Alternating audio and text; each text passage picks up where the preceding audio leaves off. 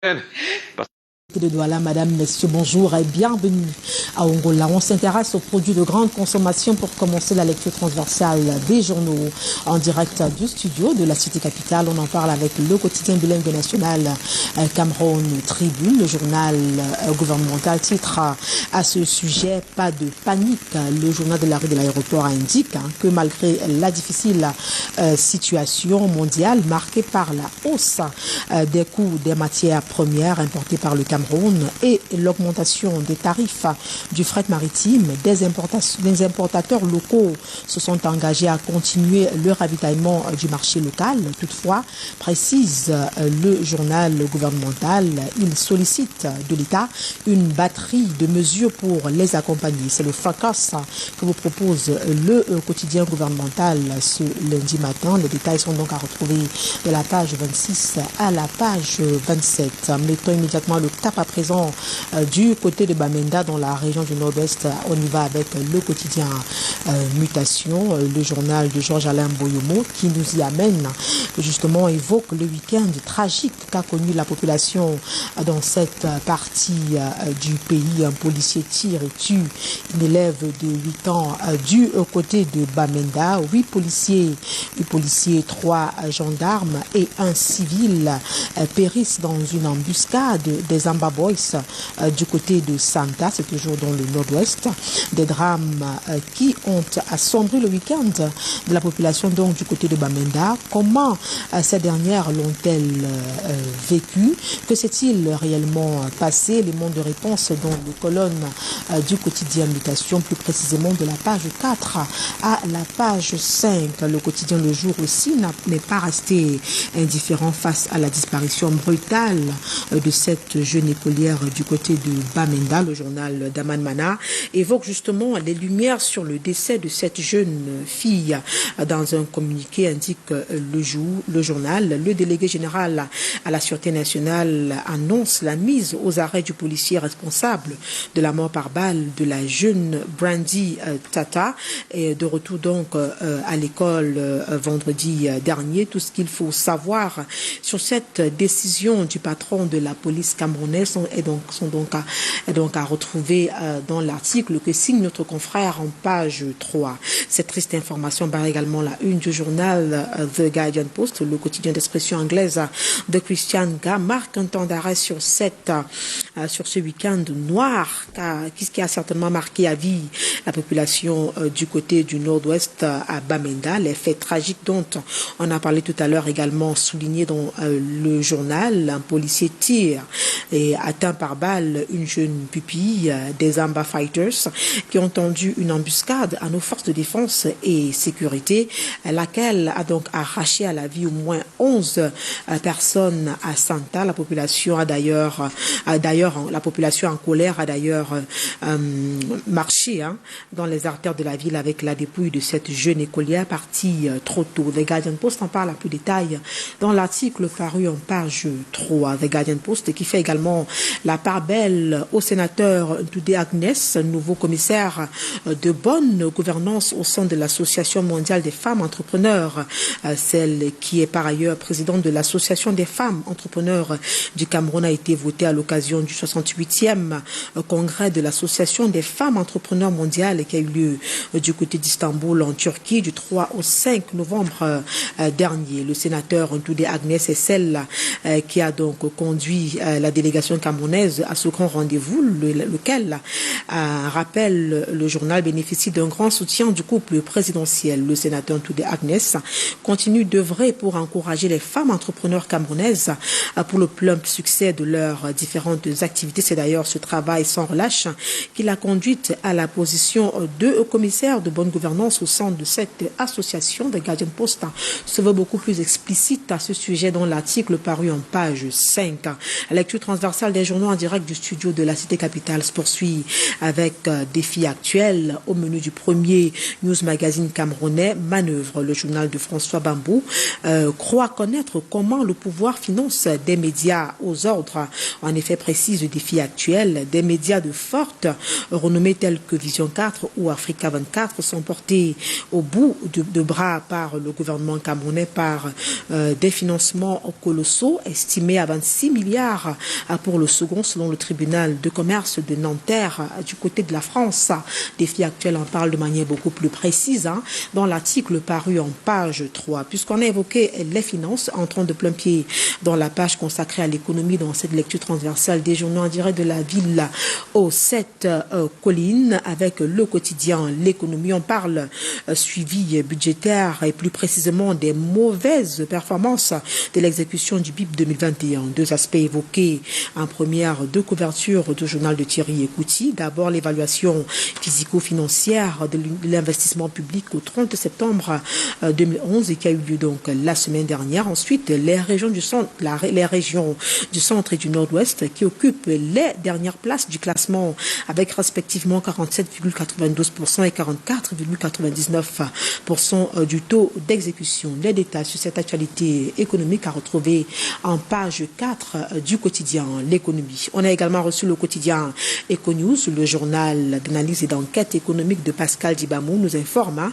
que la présidence de la République vient de trancher en ce qui concerne la crise au sein de l'OAPI. Le journal nous informe que selon des sources concordantes, le chef de l'État, Paul Biya, aurait donné vendredi dernier des instructions pour la participation du Cameroun à la session ordinaire du Conseil d'administration de décembre 2021. La direction des affaires juridiques et des engagements de l'État du ministère des Relations extérieures est du point de vue de ce journal en train de rédiger la note verbale à envoyé donc dans la semaine à la présidence du conseil d'administration à la présidente du conseil d'administration de l'OAPI. Econews indique en outre que la position de Yaoundé vient mettre fin à la guerre épistolaire entre le ministre en charge des mines et l'OAPI.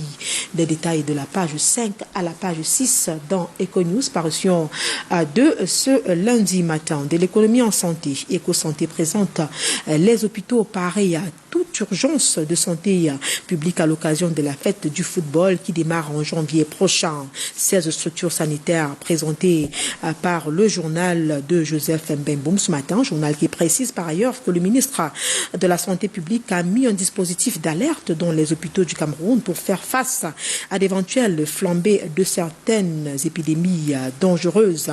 Le journal Eco-Santé se veut d'ailleurs beaucoup plus explicite sur ce qui concerne cette actualité sanitaire-là dans sa parution de ce jour. On a également reçu le journal L'Équation. Avec l'Équation, on parle de la relation entre la France et le Cameroun. Le journal revient sur cette rencontre entre l'ambassadeur et des journalistes camerounais lors de l'échange avec des journalistes politiques justement camerounais le 28 octobre 2021. L'ambassadeur a tenu à mettre les choses au clair sur certains sujets d'actualité. L'événement aura été une rencontre édifiante et enrichissante. Christophe Guilou apporte des précisions, des précisions sur cette relation-là qui lie le Cameroun et la France, donc dans les colonnes de ce journal. Face aux hommes des médias camerounais, le diplomate dissipe les malentendus entretenus ces derniers temps autour des rapports entre les deux pays amis. Les relations entre la France et le Cameroun sont des relations saines, diplomatiques, d'État à État, politiques, économiques et sociales, réitère donc le diplomate français. Je ne sais pas à quoi vous renvoyez quand vous nous dites la France-Afrique soutient l'ambassadeur. Le cadre général de cette rencontre de presse qui se voulait franche portait donc sur de nombreux sujets partant de la coopération au développement, sans oublier la présence des troupes militaires en Afrique, ou encore l'économie, notamment avec l'épineuse question du franc CFA pour lui. Malgré le contexte sanitaire, la relation Cameroun-France France est vivante. Il a pris soin de préciser la position de Paris par rapport au franc CFA. Vous êtes libre de faire ce que vous voulez du franc CFA au-delà des fantasmes. C'est une monnaie qui vous facilite bien de choses, affirme-t-il. Le diplomate recuse délicatement l'idée d'un soutien anti-français au Cameroun, non sans faire la nuance avec le discours anti-français. Ce discours anti-français, oui, il est présent et il est relativement généralisé, et c'est beaucoup plus facile d'accuser la France que de regarder soi-même, vous Camerounais, qu'est-ce qui ne marche pas et pourquoi ça ne marche pas, réitère également l'ambassadeur de France dans les colonnes de ce journal. En tout cas, le président du club pour apporter à sa juste valeur l'échange avec Christophe Kilou, décomplexé tout au long des débats. Le journal L'Équation se veut beaucoup plus explicite sur cette actualité-là, sur cette rencontre entre l'ambassadeur français et les journalistes du club Pau. Le journal en parle donc de manière beaucoup plus précise dans sa parution de ce jour. On a également reçu Intégration, le journal de Thierry Ndong-Ouna ouvre ses pages à la commission de la CEMAC et plus précisément aux actes et chiffres. Le journal vous propose roaming, le ton du gratis de la page 8 à la page 10, Internet, outils d'intégration en page 10 et en page 5 vous avez les compagnies aériennes blacklistées dans la turbulence. De la page 6 à la page 7, les balises et bornes sur les corridors de transport et Daniel Onaondo donc en chiffres. En page 8, le journal se veut d'ailleurs beaucoup plus explicite sur cette autre actualité-là dans sa parution de ce jour. Et Réalité Plus qui nous a également parvenu ce lundi matin, Réalité Plus qui revient sur la gestion des chapitres 94 et 65 du Minepat et au Minfi. Et si le président Paul Biya décidait de vérifier comment sont gérés les fonds débloqués, s'interroge donc le journal dans sa parution de ce jour. Journal qui indique d'ailleurs que tous ceux-là qui sont à pied d'œuvre pour ternir l'image du SGPR n'ont qu'à bien se tenir. Les responsabilités seront bien évidemment établies d'ici peu. A-t-il empêché quelqu'un d'aller solliciter des fonds auprès des ministères concernés? S'interroge également le journal de Paul Ngware Kinji à ce sujet. En tout cas, le journal est en kiosque. Vous voulez en savoir davantage, procurez-vous simplement Réalité Plus et vous serez certainement servi. Et puis Meyome Salah Hebdo qui nous parvient à l'instant. Meyome Salah Hebdo qui revient sur ce service de renseignement. Le seuil de l'inefficacité s'interroge l'hebdomadaire. Les attaques meurtrières de la semaine écoulée dans la région de l'extrême nord, du nord-ouest et du nord-ouest donnent tout simplement l'impression que les terroristes sont capables de tout, indique le journal sur les réseaux sociaux. Nombre de leurs plans annoncés se réalisent. La maxime, quand Yaoundé respire, le Cameroun vit, est-elle encore valable? Si oui, pour combien de temps? Autant d'interrogations qui barrent la une du journal Meyome Salah Hebdo. Les éléments de réponse sont naturellement évoqués dans les articles que signent nos confrères. Et puis, le hebdomadaire Le Soir, qui est également arrivé à notre rédaction ce lundi, le journal revient sur les awards de l'avenir. L'excellence africaine tourne déjà du côté de Hilton Hotel à Yaoundé, peut-on lire en première de couverture, alors que le grand show a lieu le 3 décembre prochain. La fièvre monte. Le comité d'organisation est à pied d'œuvre pour que cet événement se déroule sans aucun heurt. Tout est en place pour des awards réussis. En tout cas, Le Soir, on parle de manière beaucoup plus précise dans sa parution de ce jour. Et avec Le Soir, on met la clé sous le paillasson de la revue de presse Acte en direct du studio de la cité capitale. Restez scotché, vous le savez, l'exercice se poursuit cette fois-ci du côté de Douala où on met immédiatement le cap pour y retrouver Mike Chipkio. Mike, bonjour. Dites-nous ce qui fait la une des journaux ce matin du côté de Douala. Bonjour Karel, la suite de la revue de presse ici à Douala avec la nouvelle expression qui revient sur ce week-end noir dans les régions du nord-ouest et du sud-ouest du Cameroun avec les événements enregistrés à Bamenda et à Santa dans les deux localités de la région du nord-ouest de notre pays. D'abord, une fillette tuée par un policier à Bamenda, 5 policiers, 3 gendarmes et un civil tués par des séparatistes à Santa. Le film de ce week-end très agité par cette tueries, à relire dans les colonnes de la Nouvelle Expression, parution de ce lundi. Et le journal nous parle aussi de football et des préparatifs du mondial 2022. Les Lions indomptables qui ridiculisent le Malawi en déplacement à Johannesburg en Afrique du Sud dans le cadre de la 5e journée éliminatoire de la Coupe du Monde 2022. Les poulains d'Antonio Conceição ont battu le Malawi par 4-0. Le film de cette rencontre a retrouvé dans les colonnes du journal qui fait une projection sur la rencontre entre le Cameroun et la Côte d'Ivoire. Les Lions indomptables devront s'imposer face aux Ivoiriens ce mardi à Japoma pour s'offrir une place pour les barrages en vue de la qualification pour le mondial Qatar 2022. Le messager est également paru aujourd'hui et nous amène à l'Assemblée nationale. L'Assemblée nationale avec les députés à l'école de la SND 30. Ils étaient réunis autour du ministre Alamine Ousmane Meh, lui qui était à la baguette, le ministre de l'économie, de la planification et de l'aménagement du territoire. L'exercice s'est déroulé le 12 novembre dernier. À la sortie de cette séance plénière spéciale, parole a été donnée aux députés par le quotidien Le Messager. Certains semblent sceptiques au sujet de l'implémentation de la SND 30, toujours à l'Assemblée nationale. Je nous apprend que 6 projets de loi sont sur la table des députés. La conférence des présidents a reçu ces documents des mains du gouvernement vendredi dernier à Yaoundé. La question de l'ARCEL, l'agence de régulation du secteur de l'électricité, et Néo Cameroun continue de préoccuper le journal avec ce qui s'apparente désormais à une guerre de l'ombre.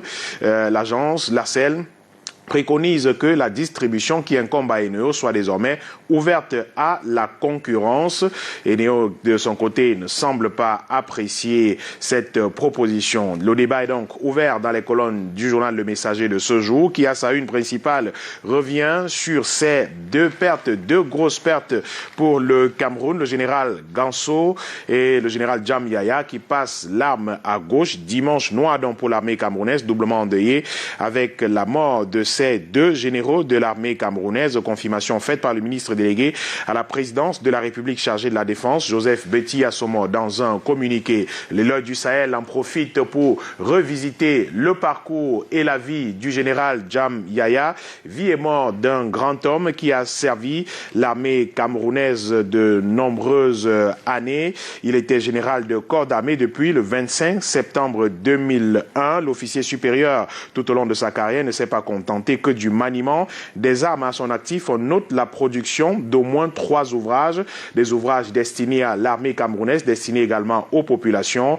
Le journal tente donc de retracer la vie de cet homme, vie très riche au service de l'armée camerounaise. C'est en page 6 du tri hebdomadaire régional d'information du Nord Cameroun qui nous donne également cette information au sujet d'un chef traditionnel de 72 ans qui est en prison dans le Mayo Tsanaga, région de l'extrême nord du Cameroun. Il est accusé d'être à la tête d'un gang de braqueurs et ravisseurs interpellés très récemment. Le film de cette arrestation et les accusations portées contre ce chef traditionnel dans les colonnes du journal L'Oeil du Sahel de ce jour. Kalara est également paru aujourd'hui et nous parle des affaires liées toujours au tribunal et à ce contre-interrogatoire avec les avocats du ministère des Finances qui étaient face à l'ancien directeur général de la CIATV, Amadou Vamoulke. Plus de 5 ans après le déclenchement de l'affaire, le ministère des Finances est à la recherche sans succès, écrit le journal, des preuves pour coincer l'ancien DG de la CIATV à propos d'un présumé détournement de fonds publics de plus de 10 milliards de francs CFA.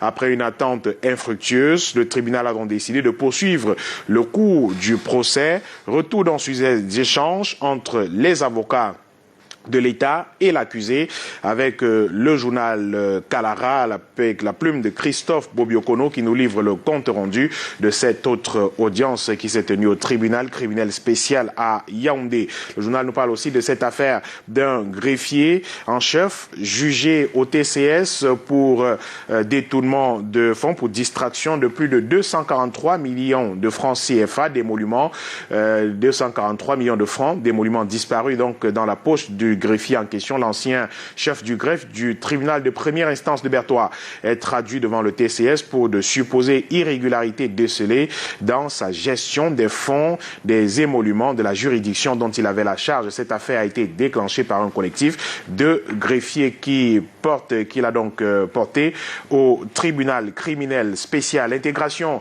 est également en kiosque aujourd'hui et nous parle de la commission de la CEMAC, le journal qui consacre plus de 8 pages au sujet des actes et des chiffres, des défis de la CEMAC ces derniers temps. Le journal parle au sujet de la circulation dans le ciel de la CEMAC de l'Espagne qui veut sortir de la zone de turbulence et revient également sur les contributions, la contribution communautaire d'intégration, le temps de la pédagogie à la communauté économique des États de l'Afrique centrale, la paix en République centrafricaine en termes de thermomètre également, avec Paris en embuscade contre Moscou, les deux puissances qui se battent donc en République centrafricaine.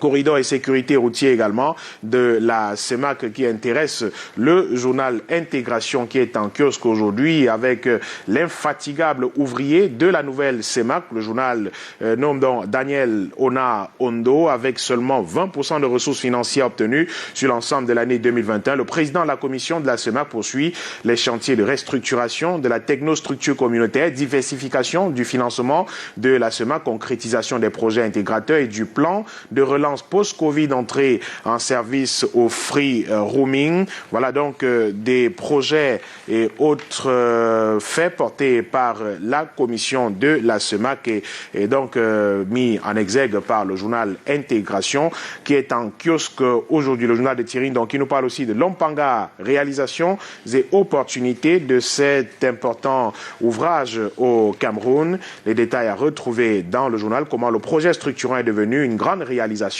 en restant une grande ambition et une grande opportunité. Visite guidée sur ce chantier avec Intégration paru ce lundi. L'Indépendant est également paru aujourd'hui. Nous parle des dépenses communes de l'État au Cameroun en pointant un doigt sur la task force mise sur pied par le président de la République. Chaque État moderne dispose des marges de manœuvre à travers des lignes non budgétisées. La ligne 94 logée au Minipat et la ligne 65 relevant du MINFI font l'objet des appétits démesurés de la task force, nous annonce le journal qui parle aussi de bataille successorale au Cameroun. Le contrôle des lignes 94 et 65 ne vise pas seulement l'accroissement des rentes qu'elles génèrent, c'est aussi d'assujettir les institutions de la République qui devraient dorénavant faire allégeance à la task force. C'est en somme le même modèle technique qui a dessaisi le ministère de la Santé publique de la gestion des fonds Covid, désormais géré dans une task force devenue omniprésente à travers le Cameroun,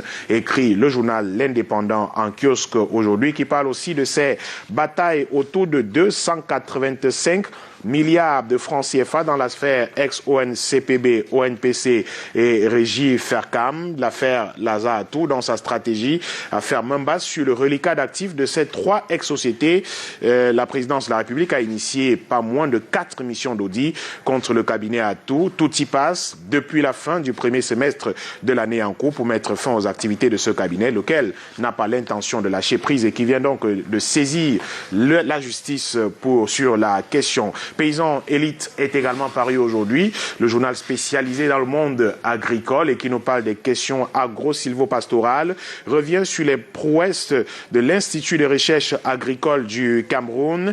L'institution ne cesse d'initier des actions qui ont pour but de participer à la consolidation de la sécurité et à l'autosuffisance alimentaire au Cameroun, la bonne santé des filières telles que le sorgho, le blé, l'igname, le manioc, le maïs, le coton, le cacao, la pisciculture, l'héliculture, l'apiculture et bien d'autres filières justifient le sens de l'abnégation qui caractérise ces chercheurs. Une raison pour demander aux opérateurs économiques et autres acteurs de la société civile d'investir dans la recherche agricole dans notre pays. Et le journal de conclut qu'en tout point de vue, La structure dirigée par le docteur Nouéouin est toujours apparue comme bras séculé de l'État du Cameroun en matière de développement agricole. Les détails pour ceux qui veulent connaître l'IRAD, l'Institut de recherche agricole du Cameroun et ses réalisations, c'est en 4 pages dans les colonnes du journal Paysan Élite en kiosque ce jour qui reparle du PEA Jeune avec la nécessité d'une reconduction de ce programme. Le programme PEA Jeune mis sur pied au Cameroun, les résultats obtenus depuis sa mise en place prouvent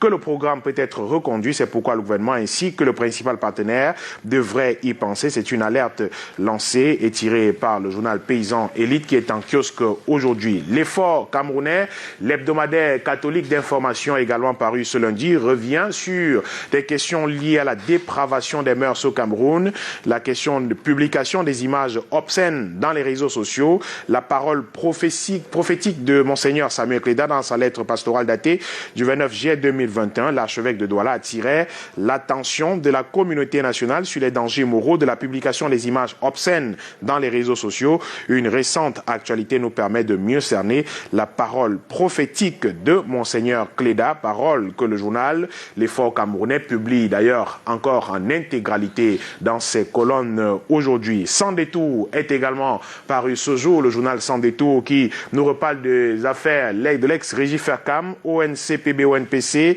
les dernières manœuvres du cabinet Atou. Il vient de saisir le tribunal administratif du littoral à l'effet de contester sa suspension par le contrôle supérieur de l'État de la gestion des actifs résiduels des entreprises liquidées. Manœuvre de diversion, s'interroge le journal qui est en kiosque aujourd'hui, le journal de Nestor Ndiato, qui nous plonge au cœur de cette affaire pour comprendre réellement ce qui s'y joue, comprendre également les différents enjeux. Le journal qui parle encore de la société immobilière du Cameroun avec les grandes annonces du docteur Amadou Sadaouna, le directeur général de l'entreprise, a effectué une descente d'inspection de la cité de Messa à Yaoundé le 9 novembre dernier pour améliorer les conditions d'habitation de ses locataires. Les détails sur cette visite dans le journal Sans détour paru ce jour. Le financier d'Afrique est également en kiosque nous parle de la SND 30, la stratégie nationale de développement 2020-2030 au Cameroun avec les réserves des députés sur le programme économique.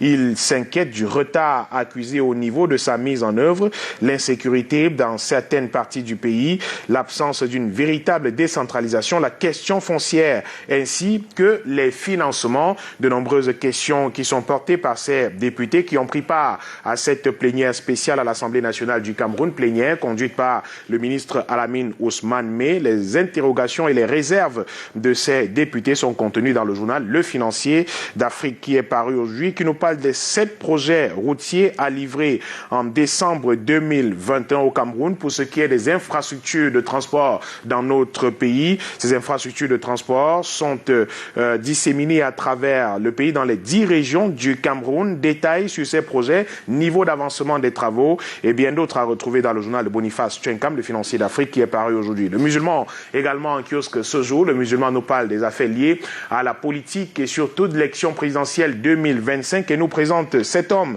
Georges Gilbert Baonla, comme le candidat naturel des 100 voix, celui que toute la nation, selon le journal Le Musulman, connaît comme le fils aîné biologique du président de la République, en mettant sur pied le plus jeune parti politique de l'heure, s'est doté d'un outil performant pour apporter, heureusement aux Camerounais, écrit encore le journal, le changement qu'une certaine opposition promet malhonnêtement et vainement depuis plus de 2 décennies. Eh bien, le musulman qui est en kiosque ce jour le présente comme le candidat naturel des 100 voix. Le journal Horizon Plus lui emboîte le pas pour parler de lui comme d'un homme stratège dans la course à la succession du président de la République, l'enfant de Paul Biya qui est en lice pour la succession de son père au palais de l'unité, déroule plusieurs stratégies pour l'atteinte de ses ambitions, écrit Horizon Plus paru ce jour. Entrepreneur, le journal des patrons est également en kiosque aujourd'hui. Il nous parle du budget de l'État pour l'année 2022 avec les attentes du public,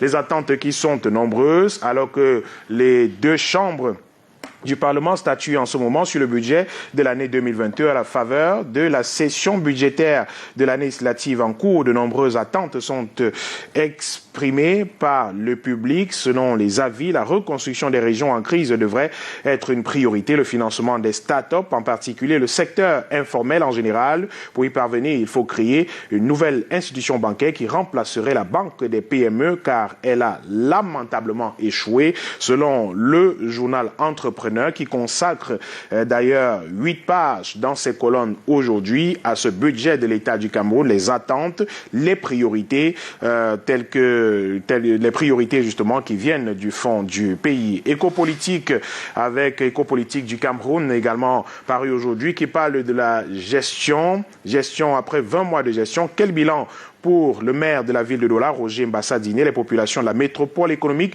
restent sur leur faim après avoir cru au discours que leur proposait le maire Roger Mbassa Diné au lendemain de son élection, pour ne pas dire de son investiture. Le journal tente une esquisse de bilan 20 mois après son accession à la tête de la mairie de la ville de Douala pour tenter de comprendre ce qui a été fait et ce qui n'a pas été fait jusqu'ici. Parole également à ces populations qui jugent ces réalisations. On termine cette revue de presse avec Médiaction qui est également paru ce jour et qui nous amène encore à l'Assemblée nationale du Cameroun et la stratégie nationale de développement SND 30, la vision de l'honorable Guillaume Bakam, lui également qui a donc suivi cette plénière spéciale au sujet des explications données autour de la SND 30 et qui donne quelques réserves au sujet de cette stratégie nationale de développement 2020-2030 et parle également des atouts de ce projet qui a remplacé le DSE, le document de stratégie pour la croissance et l'emploi. Bafoussam, 13e journée de l'éducation physique célébrée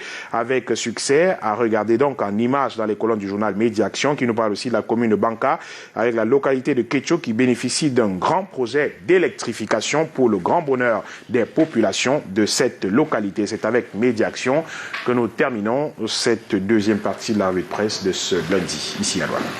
Michael Tuque, bonjour. Bonjour monsieur. Bon début de semaine à vous, mon très cher. Très bon début de semaine à vous également. Bonjour Patricia. Bonjour Michael. Je vous demanderai certainement pas comment est-ce que le week-end a été, parce que vous le savez, sur le plan national, c'était un week-end un week-end noir du côté de Bamenda. Encore une petite fille de trop face à une situation inexplicable.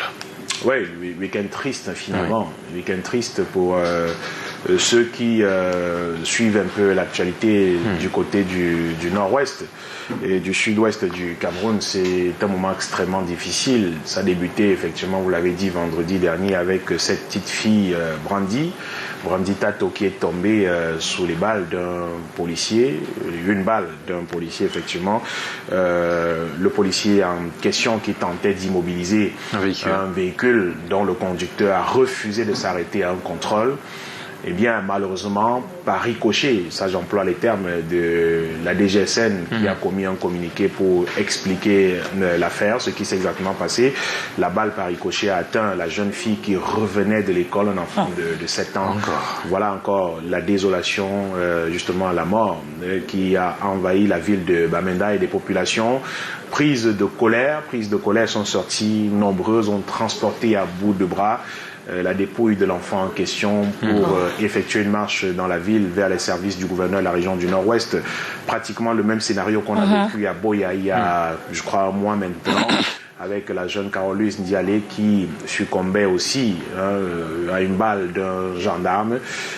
Voilà, donc le policier, lui, en question, heureusement, a eu la vie sauve parce qu'il a pu s'échapper, mais la DGSN annonce qu'il a été interpellé, mis aux arrêts, et suit en ce moment une enquête pour comprendre exactement ce qui s'est passé. Donc, c'est la désolation quand même. Je crois que c'est regrettable qu'à chaque fois on continue de parler de cela. On a le sentiment qu'on n'a pas appris les leçons de ce qui s'est passé, tiré les leçons de ce qui s'est passé à Boya il y a quelque temps. On l'a suffisamment dit, quand on est dans une zone de crise comme ces deux régions du nord-ouest et du sud-ouest du Cameroun, le minimum c'est de s'arrêter à un contrôle quand on est interpellé par un policier ou par un gendarme. C'est le minimum possible, c'est la chose la plus simple à faire de toutes les façons. Il va de notre sécurité à nous, de la sécurité de nos proches, des populations de ces deux régions qui vivent quand même un calvaire depuis plus de 4 4 ans maintenant. Alors refuser de s'arrêter à un contrôle police de cette façon-là, au point où on se trouve obligé d'ouvrir le feu. Encore que la question se pose aussi,